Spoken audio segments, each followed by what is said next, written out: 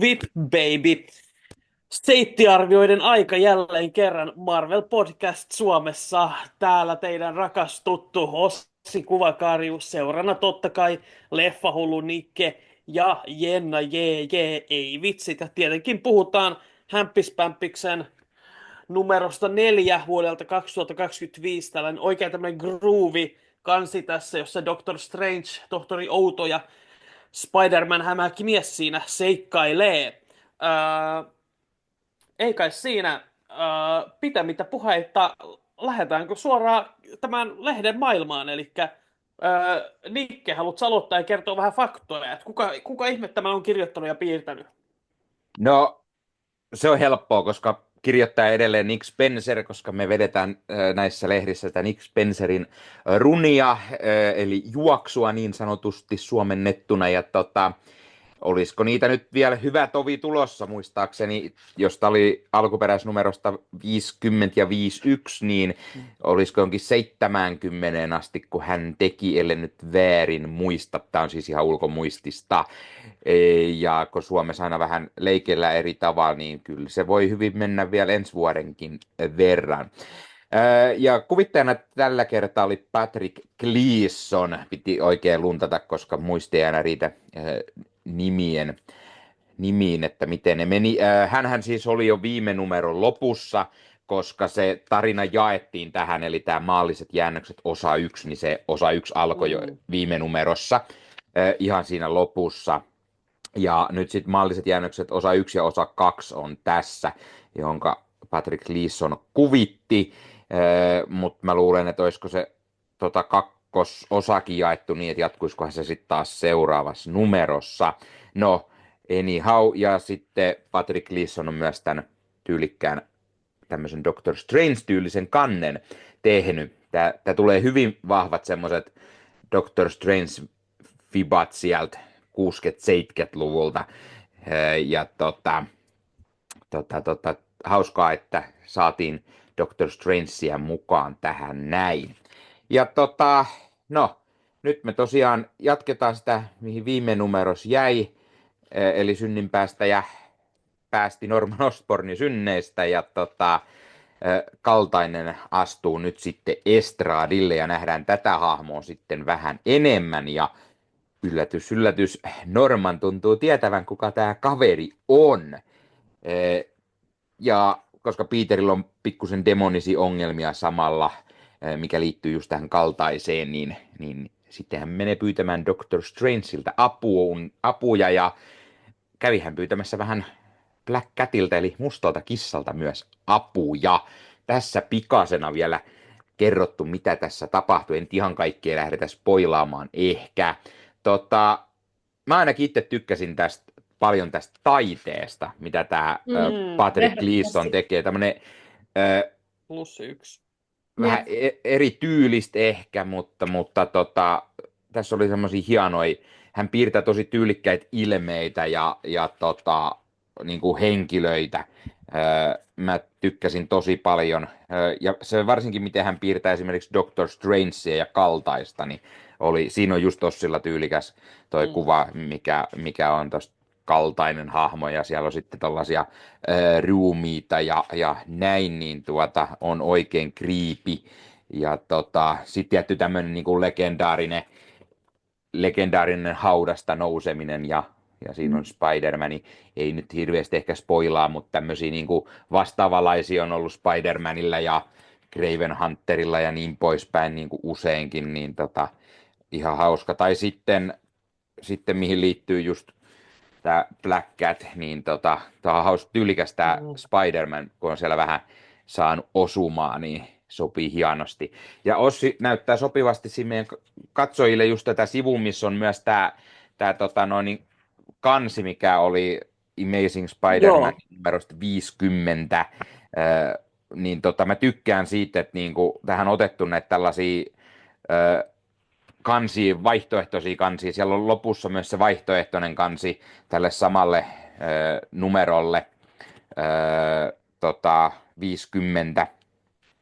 Eli ihan tuossa just viimeisellä sivulla niin kuin ennen kirjepalstaa Ja sitten sen lisäksi, että tämä kansi, mikä tässä on, niin se taas oli sit numerosta 51. Niin on niin kuin hauskaa, että saatiin vielä noin niin kuin toi 50 oli se juhlanumero, niin nähtiin sen kansi tässä ja sitten nähtiin vielä siitä eri tuommoinen vaihtoehtoinen kansi myös mukana, niin hienoa, että on tässä Egmont on laittanut tähän meidän kotimaiseen hämähäkkimieheslehteen myös tällaisia vaihtoehtoisia kansitaiteita ja Mm. alkuperäiset kansi myöskin sinne niin kuin lisäksi, niin on ollut selvästi pari tuommoista ylimääräistä sivua, niin ne on mahtunut mukaan, niin aika mukavaa. No, mitäs mieltä Jenna ja Ossi oli tästä tämänkertaisesta menosta ja meiningistä sitten? Haluuko Jenna vaikka aloittaa? Mä voin aloittaa. Siis tää oli tosi hyvä. Mä tykkäsin tästä. Tää oli ehkä mun lemppari tähän mennessä. Mm. Mä en ei mulla ehkä sille tiettyä syytä, miksi, mutta yksi oli siis sellainen, että en nyt ehkä spoilaa tässä, jos joku just haluaa lukea tätä lehteä, mitä ehdottomasti suosittelen, niin just se, että tässä tulee just jotain paljastusta ja tällaista ehkä niin kuin siitä kaltaisesta esimerkiksi, että eka kertaa Mm. ehkä tällä lehteä lukee, se oli itse silleen, niin kuin, että oho, mitä hitsiä, että nyt tuli niin kuin jotain paljastusta, että vaikka on vähän lukenut, en nyt ole paljon vielä lukenut sarjakuvia, mutta vähän sen lukenut, niin siis nyt tuli eka kertaa sillä tavalla, että ei vitsi, että oho, ja, näin, ja nyt ottaa jotenkin ihan hirveän innolla sitten tätä jatkoa. Ja sitten mä tykkäsin, tässä oli myös semmoinen kiva, niin kuin, etenkin, että kun itse on tällainen niin kuin, tuore sarjakuvien lukija, että en ole paljon Mm. lukenut vielä, niin sitten se, että esimerkiksi täällä yhdessä kohtaa, kun puhutaan just esimerkiksi tästä, mikä tämä oli tämä Vishantin käsi, Mm. niin sitten täällä oli lisätty just tänne esim. Että sinäkin voit tunnistaa sen Hämiksen numerosta 3/2003-Ärmäki. Just että silleen, että jos haluaa palata niinku taaksepäin, niin se oli kiva Mm. lisätä ne, että niinku, niin Mm. sit mä tietäisin, mihin mä voin mennä katsoa, niinku, että jos mä haluan tietää tosta lisää, mutta että siinä oli myös kerrottu sitten tuossa tarvittavat, niin mä tykkäsin tästä ehkä niinku eniten tähän mennessä, mitä on näitä Hämiksiä lukenut. Joo, ja siis se, että Vishantin käsi saattaa olla Doctor Strange-tarinoista tuttu, mutta se, että Jep. koska Spider-Man on tähän törmännyt, niin Mm. ei niin kuin välttämättä ihan niin kuin paatunutkaan lukija osaa heti suoraan sanoa, niin se on hauskaa, että siinä on tämä tämmöinen lisälaatikko, että sä voit äkkiä käydä katsomassa, jos oot keräilijä, niin käydä kaivamassa tuolta laatikoista. Olisi varmaan itsekin pitänyt kaivaa toi hämis. Siihen olisi tossa. Mulla on noi lehdet itse asiassa tuossa niinku käden ulottuvilla, mutta sen löytäminen voi olla sitten hieman haasteellisempaa. Sepä Kyllä. se. No mitäs Ossi? Komppaan kyllä jännä, että oli tosi kiva lukea tätä. Ja ainakin visuaalisesti tämä oli jotenkin tosi kyllä Patrick Gleason nousi mulla ainakin itsellä nyt sellaiseksi, että pitää jatkossakin pitää silmällä häntä ja että koska on mulle periaatteessa aika uusi nimi. Mm, Varmaan mä oon jossain tullut vastaan, mutta ei ole jäänyt silleen aiemmin mieleen. Mutta se jotenkin sopii tosi hyvin tähän Spider-Manin piirteeksi. Ja just se ilmeikkäät hahmot ja mistä puhuttiin, nämä koko sivun tällaiset isot paljastuskuvat, tosi päräyttäviä ja hienosti sommiteltuja. mm, Komppaniennaa tuossa, kun tässä tulee tämä paljastus, jota heti tuossa itse asiassa esipuheessa R. Mäkikin vähän kiusoittelee, että mm, puhutaan näistä pahiksista, jotka salaa henkilöllisyyden. Ja se oli kyllä mehevä sitten se, kun tulee paljastus, tai ainakin me oletetaan, että se on paljastus. Voihan se olla, että Norman Osborn on erehtynyt, mutta tosi jotenkin mielenkiintoista nähdä, että mitä siitä seuraa, ja koska kyseisen hahmon mulla on vähän aukkoja hänen tarinassaan justiinsa näiltä ajoilta, mä en tiedä, että mikä hänen statuksensa on ollut ennen tätä tarinaa, ja mm, sitten taas se, että kun kaltaisella on joku kauna Peteriä kohtaan, niin mistä se sitten tulee, niin ikään Mm. herättää tosi paljon kysymyksiä. Sitten mä pidin alussa siitä, että siinä näkyy tämä, niin nyt kun Norman Osborn on saanut siitä synninpäästä ja pyssystä, että miten siellä nyt herää se tavallaan hänen omatuntonsa ja kaikki tämä, että miten se siellä pikkuhiljaa näkyy. Tietenkin vaikuttaisi, että hän ei ole muutenkaan lain nimissä ollut rikollinen tällä hetkellä. Ilmeisesti hän oli siellä Ravencraftin johdossa jotenkin mm, taas keplotellut itsensä vapauteen. mm, Niin tosi mielenkiintoista sitten. Toki mä tiedän osan, mitä siitä seuraa, koska se on isossa osassa siinä mm. Seb Wellsin runissa, joka varmasti sitten joskus myös Suomeen oletettavasti saapuu, ellei Härmäellä ole jotain Eiköhän. tosi hurjia suunnitelmia. mä sanoisin, että mä olin, en tiedä oliko mä unohtanut, että mitä tuossa oli aiemmin tapahtunut. Mä olin vähän hämilläni siinä, kun sieltä sit Mm. hyppää esimerkiksi tämä silkki tulee esiin ja Mhm. jostain syystä onkin hämistä vastaan, että musta tuntuu, että mä olin ehkä unohtanut jotain pikkuasioita, tai sitten oli tämä, että tarinat välillä alkaa tälleen mysteeritilanteesta. Mulla oli sama Ehkä se, Ö, tuon homman kanssa. No joo, jos nyt ottaa huomioon, niin tässä heti lehden alussa me nähdään kuitenkin Silk, ja hän on ihan niin, fine. Että sitten se hypätään kyllä, kolme sivua eteenpäin, ja meillä onkin demoninen Silk täällä, niin joo, just tämä. jotain tapahtui, mitä ei tässä kerrota kyllä, ja mä olin itse kanssa, kirjoitin sen tuohon ylöskin, että hetkonen, Mm. mitäs täällä nyt Jep. tapahtuikaan, että tapahtuiko se jossain tie-inissä, tai onko se, että se selitetään sitten vasta tarinan edetessä. Ja kuten Mm. sanottu, itse olen lukenut nämä englanniksi aikanaan, mutta siitä alkaa olemaan jo useampi vuosi, niin en kyllä nyt heti muista tällaista yksityiskohtaa, Jep.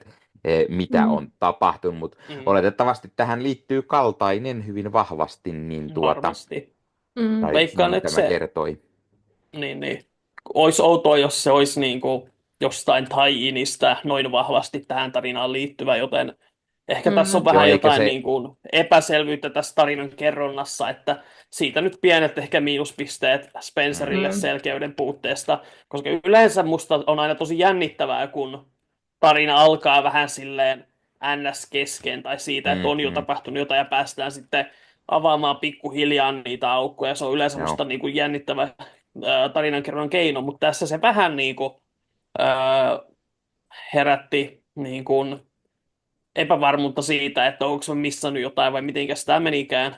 Osa mm, tietenkin vaikuttaa ehkä se, että niin tämä julkaisutahti on tietenkin vaan tälleen kerran kuukaudessa, niin ei aina muistu kaikki yksityiskohdat mieleen, mutta mm. kaiken kaikkiaan edelleen oli tosi mielenkiintoista lukea ja mä tykkäsin myös siitä, miten justiinsa siinä Spider-Manin ja Doctor Strangein ja vähän Mustan kissan suhde myös niin kuin tuli siinä esiin se, että miten he tuntevat toisensa, mutta sitten myös niin kuin esimerkiksi Spider-Man tietää, että hän ja Strange ei näe kaikessa aina yksi yhteen ja sitten, että hänellä oli semmoinen oma suunnitelma siinä, joka oli niin kuin, jotenkin tosi hauska nähdä siinä ja miten se sitten, mihin se sitten johtaa ja että siitäkään tiedä sitten, että joskus aika usein se on myös niin, että Doctor Strange ehkä kannattaisi kuunnella, että, Mm. Mm. mutta että se sitten, että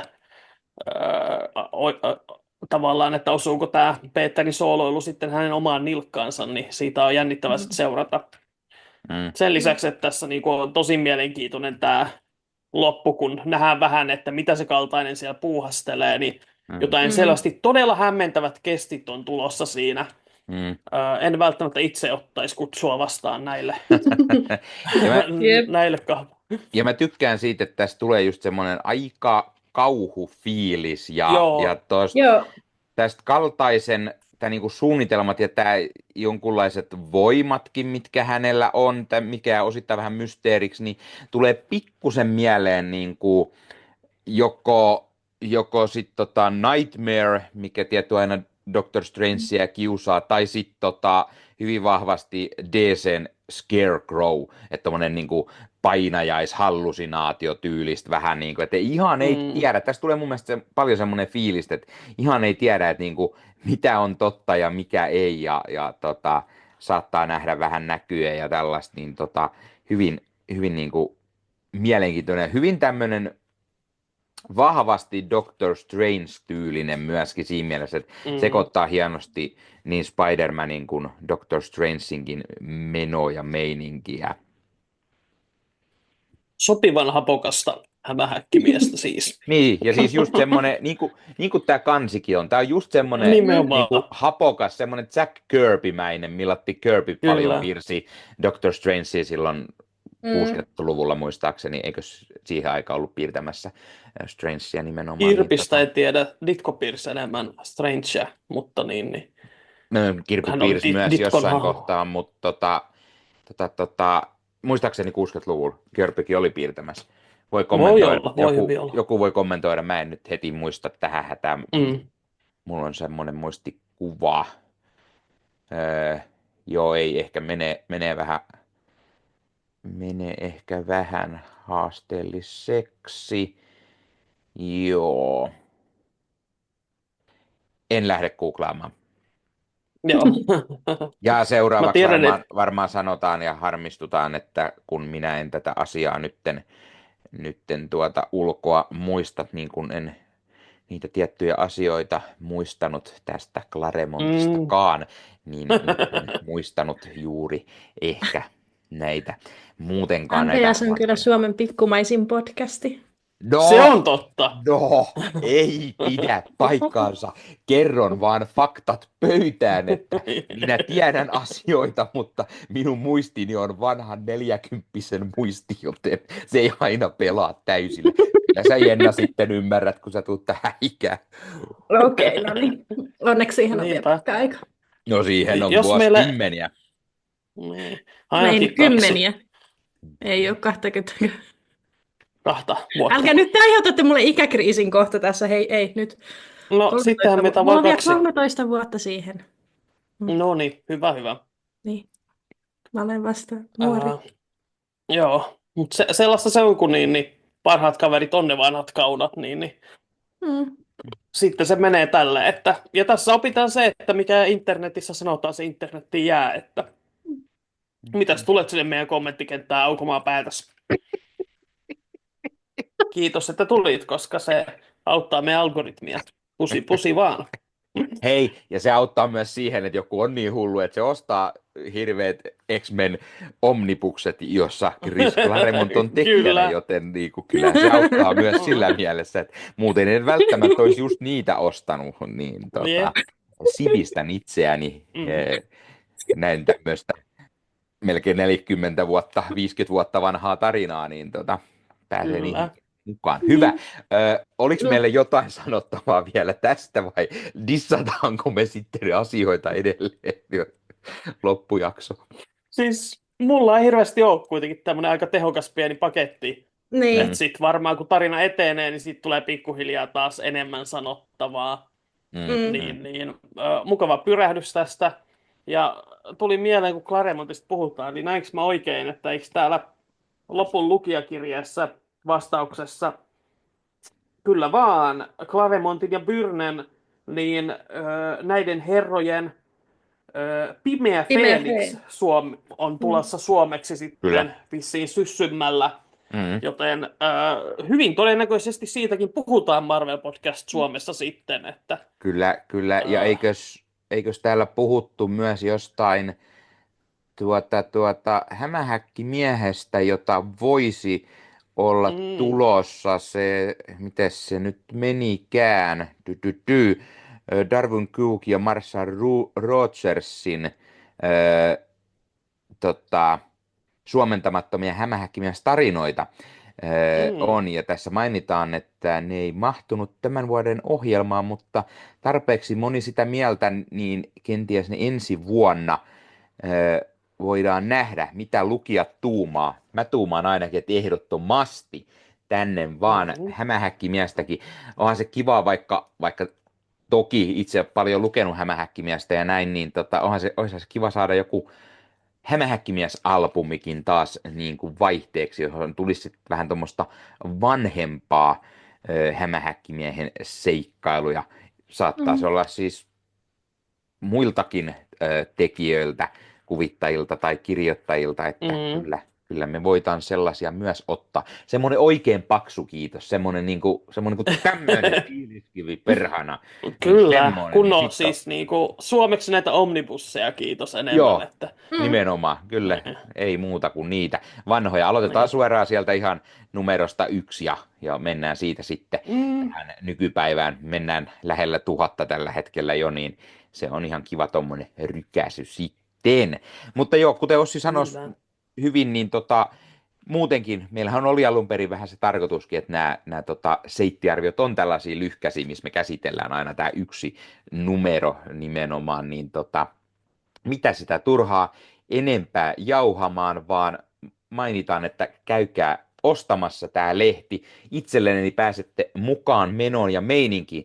Näitä nyt löytyy ainakin isoimmista marketeista, Prismat, City-marketit, varmaan kioskeista, R-kioskiin jänee, sitten joku kirjakauppa saattaa pitää valikoimassa. Ja hei, sä voit tilata tämän ihan Egmontilta suoraan kotiinkin, niin se tulee sitten aina postiluukkuun. Ei tarvitse turhaan miettiä, että mistä sä sen löydät, tai koska nykyään fyysisiä lehtiä ei välttämättä niin paljon tule johonkin kauppaan, niin voi tulla 1 tai 2 kappale per niin kuin kauppa, niin sit se voi olla loppu, jos siellä on joku muukin semmoinen ihana mussukka, joka katselee näitä meidän jaksoja tai kuuntelee ja kiinnostuu lukemaan, niin ei muuta kuin Egmontilta tilausta sisälle. Siellä on tosi usein hyviä tarjouksia, missä saa jonkun tietyn määrän näitä tilailtua, niin ei muuta kuin tilaamaan vaan. Ja Ossi katosi johonkin, ei anneta sen häiritä.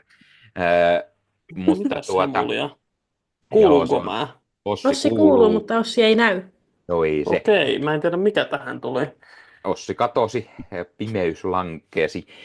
Mutta siis sen lisäksi tietty mainitaan, että jos katsot YouTuben puolelta, niin pistä hei peukkuun, jos pidit tästä, ja pistä kanavat tilaukseen, muistutukset kellosta päälle näitä aina, koska tulee uutta sisältöä.